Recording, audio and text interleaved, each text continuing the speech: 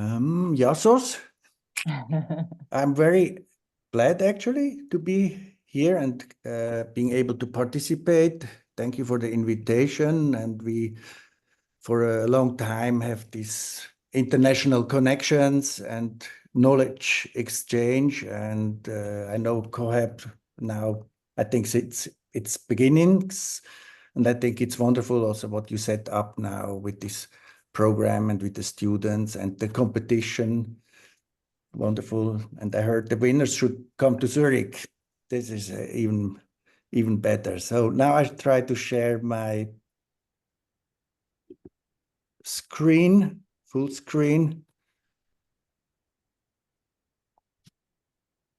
Yes. Yeah, first of all, you get the impression of our city here with the lake and the Alps and some high rises from recent times, more also from the public sector. We have high rises. For those not being familiar with the geography, I'm actually an economic and social geographer. I'm not an architect. You see here with an overview, Athens and Zurich, the beginning and the end of the alphabet. And I will talk a bit about housing policies in Zurich and give you more overview. Like what you have here now is all the public housing, cooperative housing, and other not-for-profit housing institutions. They are colored in this purple kind of color. And you see it's visible. So the first part that I will do is approaching the Zurich model, talk a little bit about public housing, the history of public housing, housing policies, also the rental system that I think is a framework that is important to understand for the Zurich model. And then, of course, go to the core of the housing cooperatives. And in part two, you get many more insights, also detailed stuff from Andreas Wirz about the Zurich model. Here you see the very first public housing projects. They're in District 5 and working class neighborhood. So that dates from 1907. Then there was an ongoing process in the 1920s, more public housing. It was also the time then, I think second half of the 20s, that Zurich was had a red government and a red parliament, politically speaking.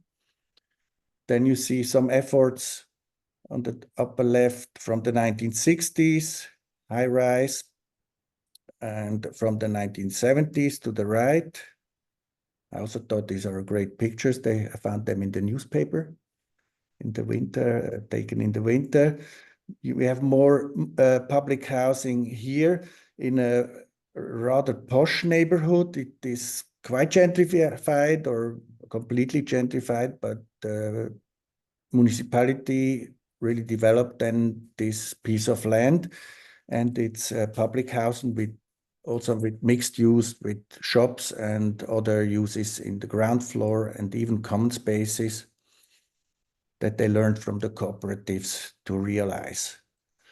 And on the lower right side, you see the very new development. These buildings are almost realized. Meanwhile, it's more from the 2020s, and you see again a mix of in the neighborhoods.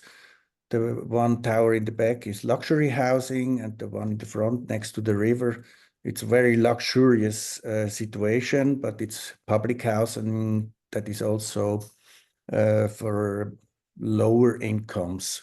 Not only low incomes, but a lot of low incomes. So the housing policies, you see the municipality owns about 10,000 units and is also dedicated to produce more.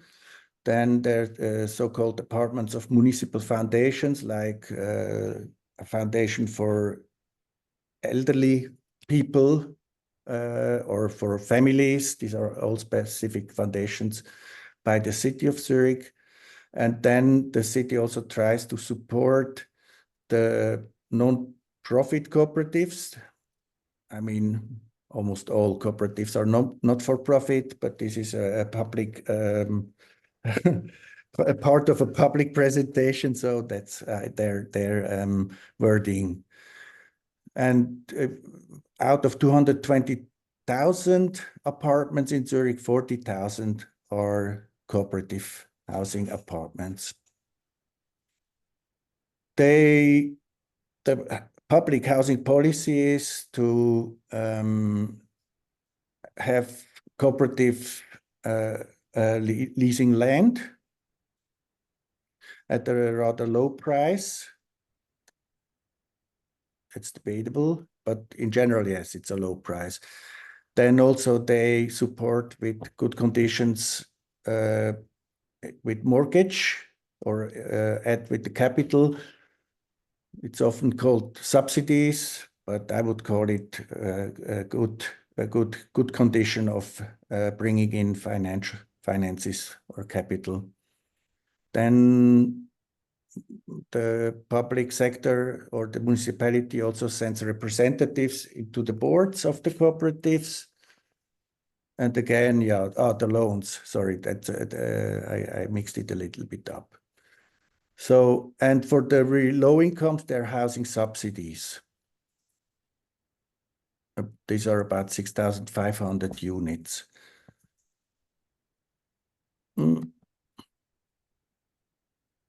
We had undergone quite a growth of population in the city of Zurich within the borders. 1993, when Andreas and I were young, we had 360,000 people in the recession, and since the beginning of the 2000s, Zurich is booming, including the crisis of 2008. Everybody brought the capital to Zurich, and we remained rich. That's very roughly speaking. So today we have the situation of around 440,000 people, which is a lot more. Andreas will also show a bit what this means within the city and the fabric of the city. But for sure, we have a high demand for housing, and we have, of course, also the problem of gentrification. People lose their houses, there are replacement of houses or buildings, and new parts of population that are better off push into the city. So again, the map is from 2007, but as a matter, it shows again the housing cooperatives that are in green, and the purple or red are the public housing projects. Sorry, excuse me. So we talk here about, on the one hand, public housing, then cooperative housing, 40,000 or more units, public housing, 10,000 units. The others, charities or foundations, 4,000 units. And the main thing is they are not for profit. It's the cost rent model that Andreas will explain. But it's very important to say they are not for profit. And also we don't talk here about social housing as in other places. We prefer the policy of public housing and supporting cooperative housing, and then have solidarity models or support by individuals or families or households. And also we don't talk about affordable housing. It's a misleading term because it's very relative, depends on who can afford something. So we don't talk about affordable. For an income of 20,000 per month, 5,000 is very affordable. If you have an income of 5,000, 5,000 is not affordable. Anyway, shortly, as I said, Zurich is a town with rental. In general, in Switzerland, it's very common to rent apartments and not to own them. I call it the mantra of ownership, because all over you see here, in German, but you can for sure understand Romania, Slovakia, Hungary, Poland, and so on. They lead the share of owned apartments or owned homes, whereas Switzerland is at the very bottom. And this is a political agenda, of course. To mention it like that, our right-wing or so-called liberal newspaper said Switzerland always stays at the end of, in Europe, at the end of the shares in ownership.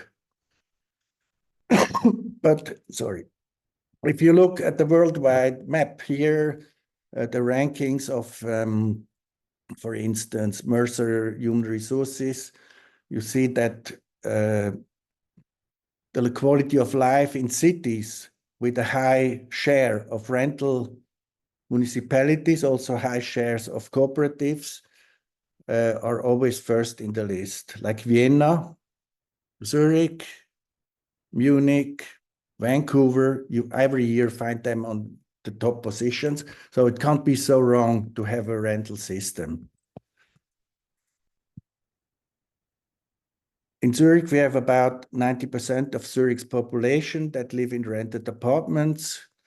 The apartments are about 82, I think, but more people live in an apartment. Okay, too complicated to explain, but you see the share is really high, and in Switzerland it's more than 60%, even on including the countryside. What are the advantages of a rental housing system? You have a flexibility, of course. You can always move, and there's a lot of movement. It's 1/3 that moves every 1/3 of the household that in general moves per year. But you have no decision power about your house. You can even can't put a nail in your walls, maybe. You depend on the house owner, and you really need a good tenants law for a rental system. That's why we also talk with the housing cooperative that is called the third way, because, sorry, we have a tenancy, people living in a cooperative rent from the owners that are themselves the owners.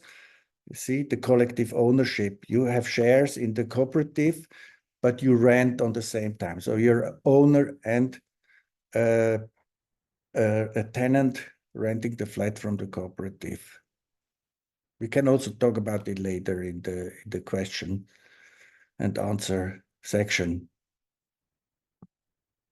So again, this thing, we go back almost the same years, go back to the very early that are still alive and updated, renovated. One push in the 1920s, and then in the 50s, 60s, also 40s, more in the outskirts. And then from the 2000s, this was realized in 2001. That's our cooperative. We sit actually here on the 3rd floor right now. Dimitra knows the building also very well, Konstantina too. So it's this red building, but also the building behind. That's where the apartments are. And here in the front, you see the offices and the shops and so on. And you see it's about for 250 inhabitants. It was a very new, very innovative building with all kinds of apartments, and also to have other uses than just housing, also common rooms and so on, the kindergarten, etc. This is from the other side. Then this is the 3rd project that was realized by Krafterwk1 in the outskirts, just to show you a picture, and it's quite big for or a big step forward with 125 additional apartments. And yeah, it's now 10 years old. And this is the next we are realizing now. It's under construction. It's about on the second floor now. And we realize another 125 apartments. We include 25% foundation families with 3 and more children. It's the municipal foundation. And we have a lot of surface dedicated to shops, restaurants, ateliers, culture. We will have a circus here, shared space, and so on. And hope to move in 2026 in this beautiful building. I come to my conclusions. So the housing cooperatives, as we call it, is the third way, renting and ownership. It allows innovation. It allows participation. People have a say. And it allows community, people coming together for assemblies or for fun or just meet, and they have meetings, and there are common rooms, shared rooms. And what is always, as I said, very important, they are not for profit. And that's why they have low rents. So no one else makes money with this building, like an external owner or something. And on the same time, it's a living with a very high quality of life. That's also important to say. People, we can say, are quite happy to live in the cooperatives, be it also in the so-called normal cooperatives, not with the whole program as we have in the Krafterwk1 and other examples. And we usually act with social and ecological responsibility. So that's the challenges, and I leave them also to Andreas, that will now take over. And maybe last sentence, public housing and housing cooperatives contribute substantially to the economic and social stability of a city, and in our case, of our city, Zurich. Thank you.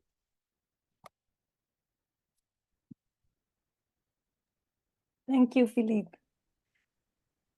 So I guess you take now the floor, Andreas, and then we can discuss all together. Thank you very much also for inviting me for this session. That's we were also in contact with CoHabiting in 2016. We operated together the Greece Pavilion at the Biennale.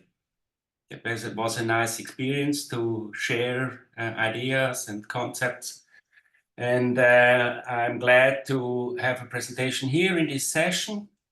I will share my screen.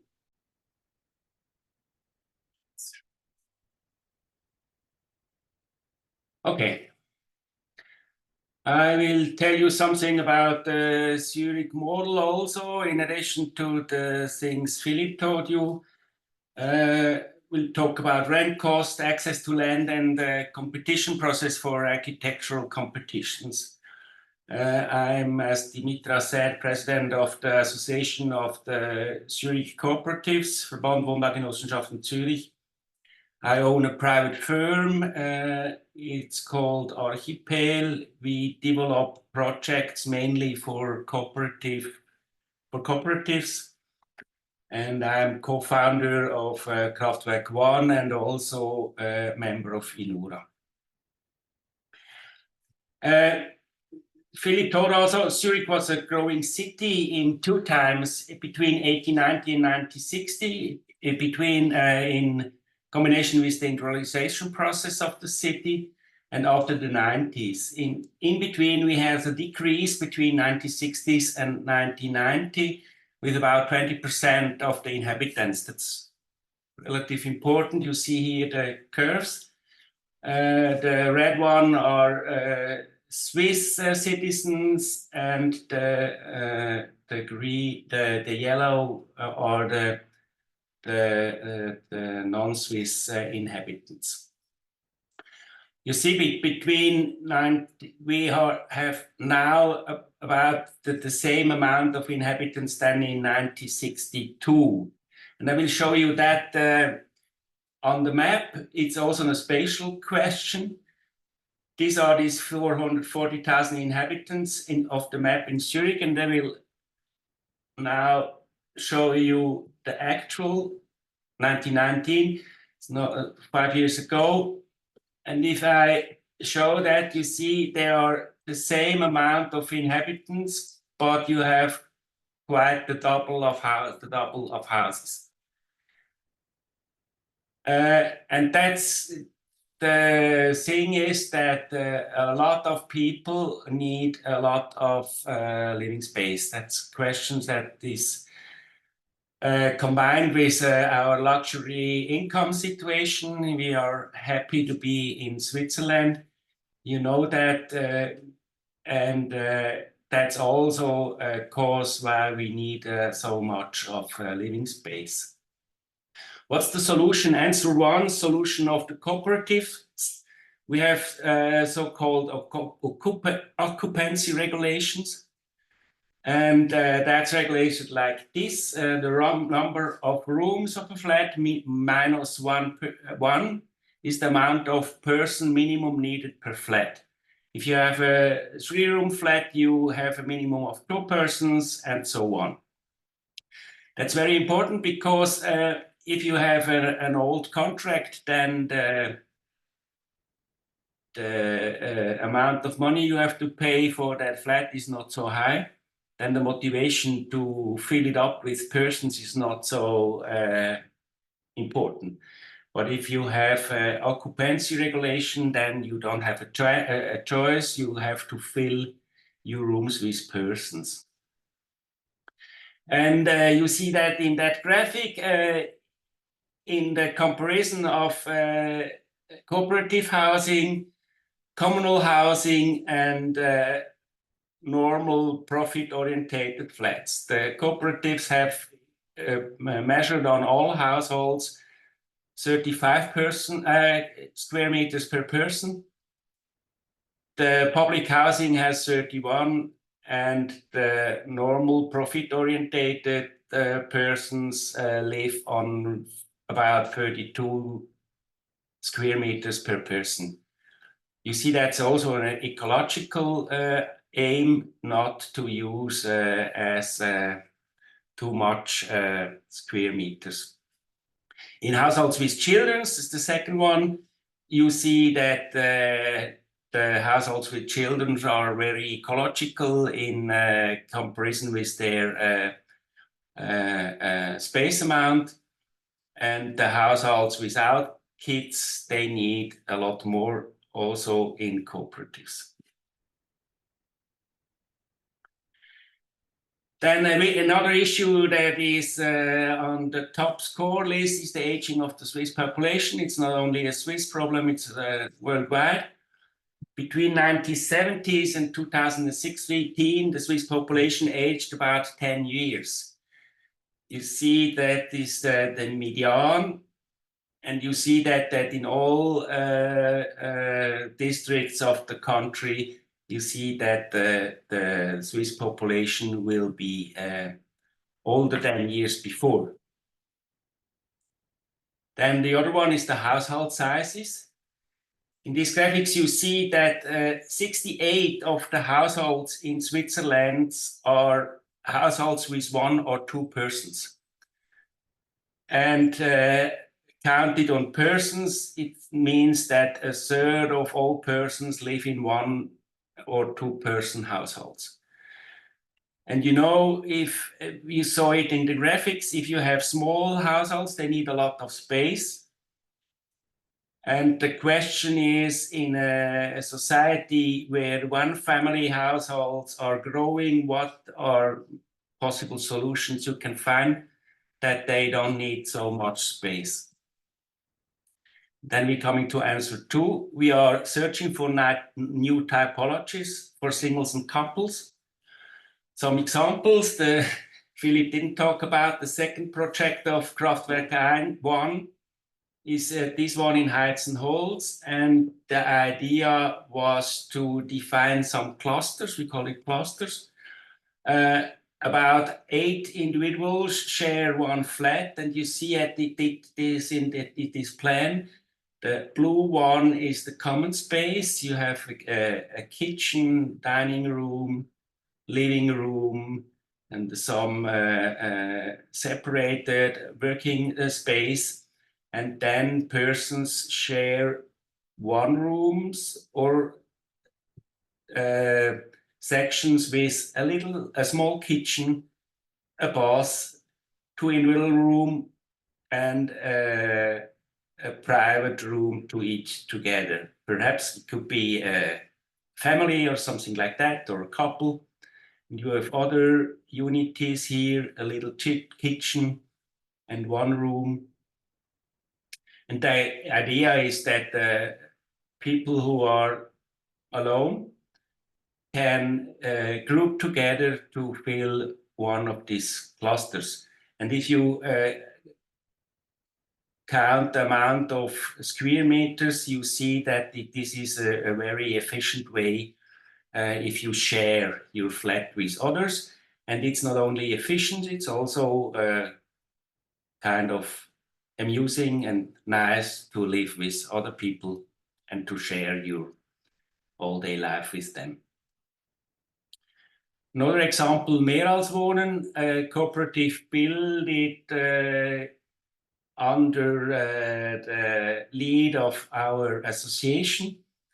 These are about 50 Zurich cooperatives met together and built this new cooperative in the north of the city. And here also you see some clusters. You see also that the blue one is the shared space, and this one you see is the individual space where 1 or 2 persons can have a private unity in between this big cluster flat. The second one is an example from Winterthur, from the cooperative GBG-ZH. This is not a cluster, we called it a large household. It's also a flat for 6 to 8 individuals. You see here you have the entrance, you have a corridor, a big kitchen, shared kitchen with a shared dining room. Then you have a shared living room. And on here you have some individual rooms, and here also, and here also. That's also a way to share some living space under 6 to 8 individuals. Then some background information about rental price development in Zurich and cost rental contributions from the cooperatives. You have here 2 curves. The one is the National Consumer Price Index, is this one, the LIC. You see that's moderate, about 104%.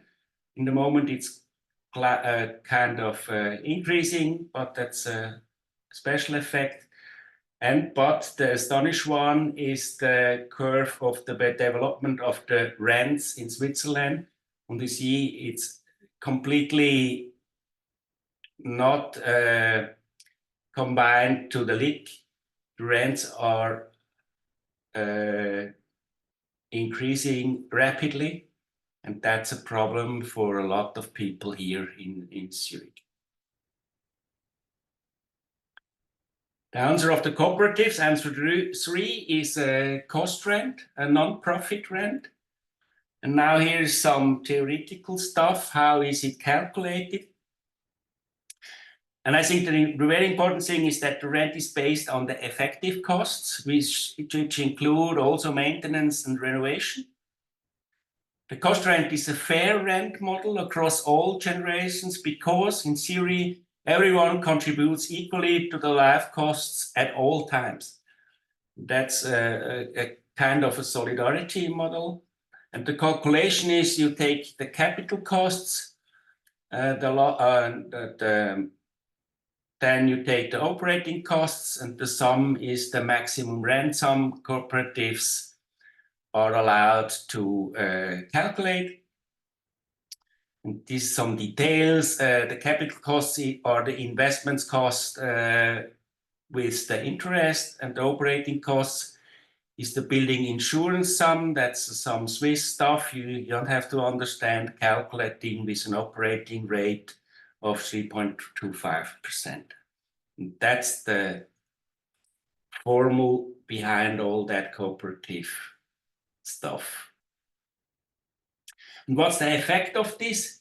You see that in this graphic you have all flats in the city of Zurich, all flats 2022, the cooperative flats and as a non-profit and the profit-orientated. You will see that the non-profit are not comparable with the profited, and it's about 40% cheaper than the rest of the market. You see that this is a model that is very effective for the people who want to live in the city. Then one of the other issues we have to manage is the availability of residential land. That's a graphic of the canton of Zurich. It's the graphics of the development of transaction figures.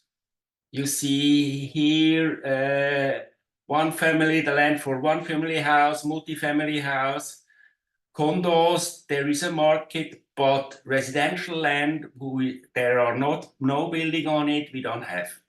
Transaction of residential land is about 0.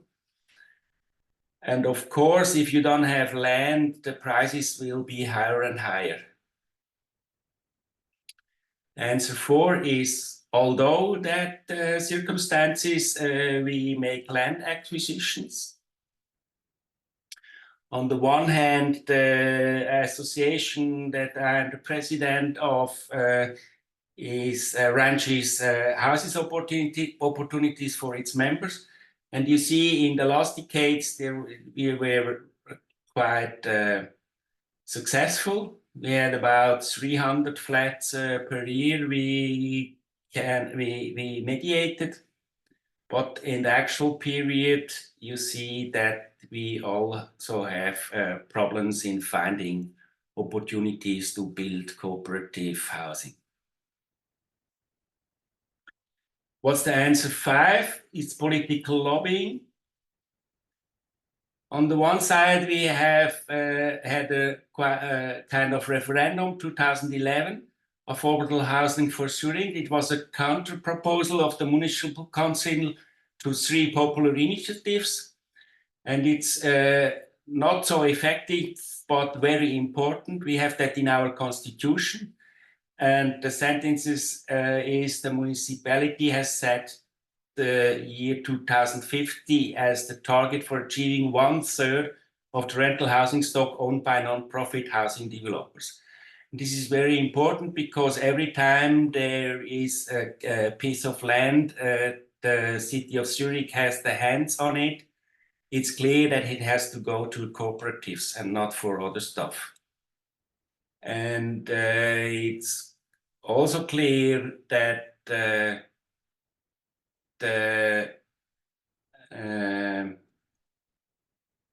chiefs of the city have to take every chance to buy land for public or cooperative housing. Then we also, as associations, are in a political move. We realized the People's Initiative last year.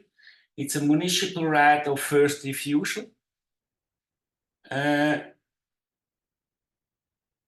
And it says that in order to promote non-profit and affordable housing on the provision of housing for the elderly, the municipalities may provide for a right of first refusal on properties in a municipal decree and issue all necessary provisions.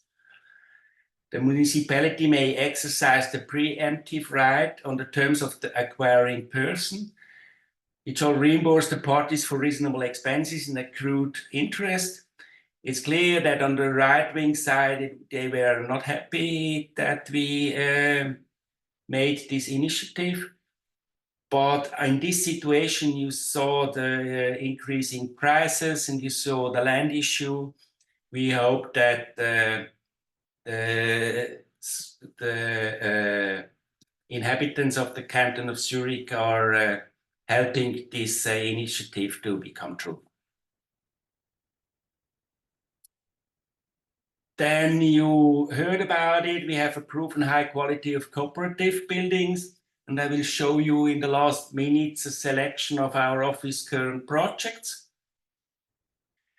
You are architects, you want to see images. I will show you. The first example is a project in Winterthur, a formal industrial area. We developed that between 2016 and 2021.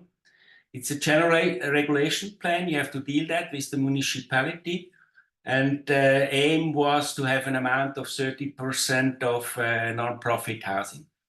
We realized 230 flats. The architects were Baumberger Stegmaier with Hilgard Popp. That's the building, completely built in timber. That's the courtyard. And that's quite impressioning. That's the main entrance of the building. You see, you go into the building in the kitchen. You go in a common and shared place where there is coffee, there is beer, there is a lounge. They have some shared space for some events and some stuff. That's the staircase with a high transparency. Also into the flats, you see there is the stairway where you can see into the flat. You see also the timber that's in white, construction process. And a view on the building, how it's built.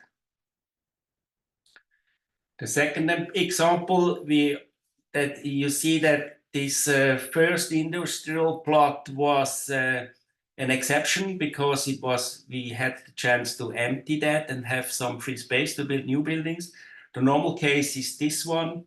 You have also something, you have also people who are living there, and you have to find a solution for the future. That's a project from the cooperative Baugenossenschaft Wiedikon in Zurich, built between 2016 and 2023. It was a renovation and an extension of 4 houses, and also a replacement from this house here, the newest house we replaced. And we realized 48 flats. That's the new one. You can see there was an extension here, and this house would be replaced with a new one. The idea was normally they have only 3-room flats, and in the new part they are now in addition 2-room and 4-room flats, one for small households and the other for families. That's the courtyard, kitchen in the flat inside. Then another example is also kind of industrial. These are existing halls for communal buses. This bus station, they don't need it again. And we had the chance to get it as land lease from the municipality. The project is driven by 3 cooperatives in Winterthur. We started 2019, and if we are successful, we will end in 2028. It's a reuse of these existing structures for commercial use and extension with 130 residential units. The idea was to reuse the most part of the older building to compensate CO2. And you see that here, these are the existing halls, the existing office building, and the flats are on above or here on the ground.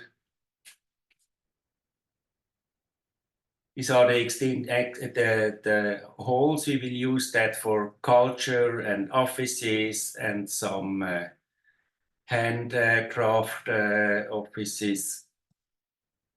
And that's a visualization bike station to put the bikes in and the new flats on above. And the third one is one on the countryside in Ilmenau.